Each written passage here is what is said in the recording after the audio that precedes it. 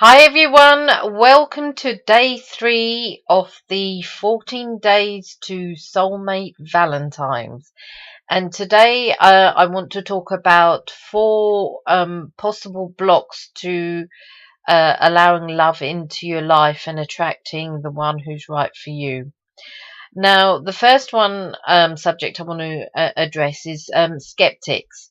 First of all, these people out there who are actually skeptical to the actual word soulmate.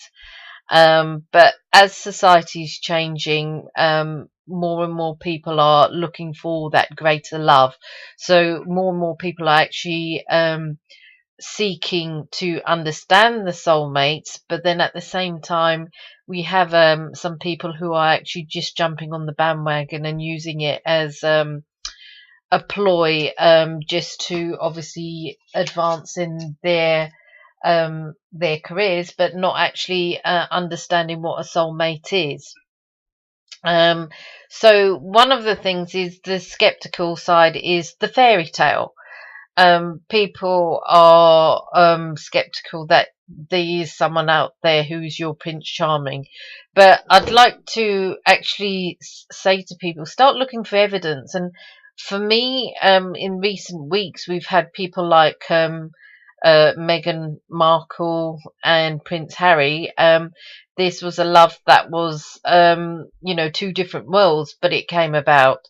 We also have people like George Clooney and Amal Clooney who are pioneering a stronger love as a couple, and obviously co-creating the children and also doing goodness for the world. And then we also have quite recently somebody like Ellen DeGeneres and Portia, who Ellen recently celebrated her 60th birthday, and the love that's going on there, where they're actually doing the pioneering for the greater good of humanity. One of the gifts was the Gorillas in Mist, a gorilla park. Ellen's really going out to help expand the work for that. So go out there and look out for these loves that are out there. Um, you may even have people, friends, relatives, and relationships in crap relationships, and I'm going to say crap because they're probably miserable, and they don't want somebody out there to have a better love romance than them. Unfortunately, you're going to get those people around you. The best thing is you just have to be strong and really focus that you do actually get that love out there. Once again, I mentioned it about this little knowledge about the soulmate journey. What I can do is tell you, when you actually embark on it, it does expand you into becoming a better self, a higher self, and things like, for example, career, health, money, all starts changing in your life. So it is not just about meeting that person, it's also growing in yourself and becoming more confident. It could even be, once again, dating sucks, and there's no good people out there. Once again, I'm probably gonna say this several times through this talk. What you focus on grows. So if those are your thoughts, that's what's going to grow in your life, and best start making the changes. The other things that are the next area could be that you're close to actually love. You don't believe that you deserve that love, and you feel less than. And it could even be things that have come up from childhood, where people may have just said you're not deserving to get it, and many hurtful things that have been out there. You also have been alone for a while, and you're so used to your own company that you think, well, no one's going to really want you, and you're set in your ways. It could even be a fear of actually dating a person.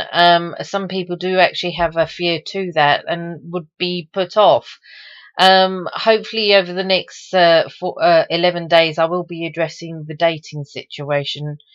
It could even be something like you've been in a bad marriage before and you don't want to go through that experience, repeat that experience again. So it's best that you don't be open to love and find someone else, because you don't want to experience that same thing. And so these are some of the blockages that people experience. Another one's areas that could help, hold you from love is you possibly could be emotionally shut down. For example, these, something hurtful, harmful that's happened in your life, for example, rape or even abuse, could actually put a hold into actually being ready to get close to someone, and that for someone to actually love you, and then for someone not to actually hurt or harm you. But remember, your soulmate will help to heal you from these things. So don't shut down to that. I've had scenarios where people who have pets and they use their pets as their comfort zone. They've got their cats, they've got their dogs, and they're happy with that, and they don't want to have that intimate relationship, so they shut themselves down to that.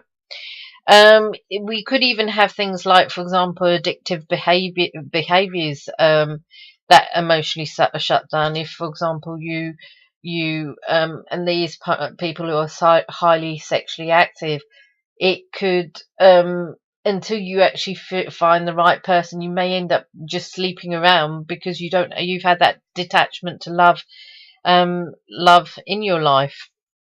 I've even had one person who has come across that their soulmate was in a different dimension. So they're effectively shutting down to that there's somebody in the physical realm who they can get close to or anything like that. So there is a lot of these blockages that are out there, and I just like to say to people, these blockages can actually be removed, especially if you realize that there is someone out there who's going to love you unconditionally and much more. Um, the other thing is also now attachment. People have attachment to their past. They're stuck on some childhood crush, and they don't want to really move on from that. So they they fantasize that that one person will come back into their life. Another thing is death. You've met someone and unfortunately they die, and then you're hung on to that person because you're believing that that one person was your great love. And it could also be a death of somebody else in your life, like a parent or something like that who potentially you were close to, and you could even use that as a blockage for you to actually finding love. Divorce, once again, that believing that you've met someone from childhood, and then you get married, and then you've been with them for 20 years, had children and everything like that, and then it's over, and you're effectively closed out to meeting somebody else because you're still living in that marriage and what was, and remaining in the happier times of that and not believing that you could have it once again. Also being rejected. People do get rejected, rejected on a dance floor, rejected in jobs and careers, but it doesn't mean that you have to completely shut yourself out of love. And even children, and people will use children as a crutch to say, oh, I can't be dating anyone until the children are old enough, or if not, who would want me because I've got a child. So all these types of blockages can actually prevent you from love. But over the next coming 11 days, I hope to address situations to help you move on from that. So please keep joining in to me. But one thing, like I said in the beginning, what you focus on grows. So if you're focusing on these blockages, they're going to prevent you from love. But instead of helping you move into the realm that there is a soulmate, there's someone out there who's ready to be aligned with you, that will be able to show you love and give you more love that you've ever experienced. So thank you. Come back. Stay tuned to the next 11 days of this 14 days Valentine's Soulmate special.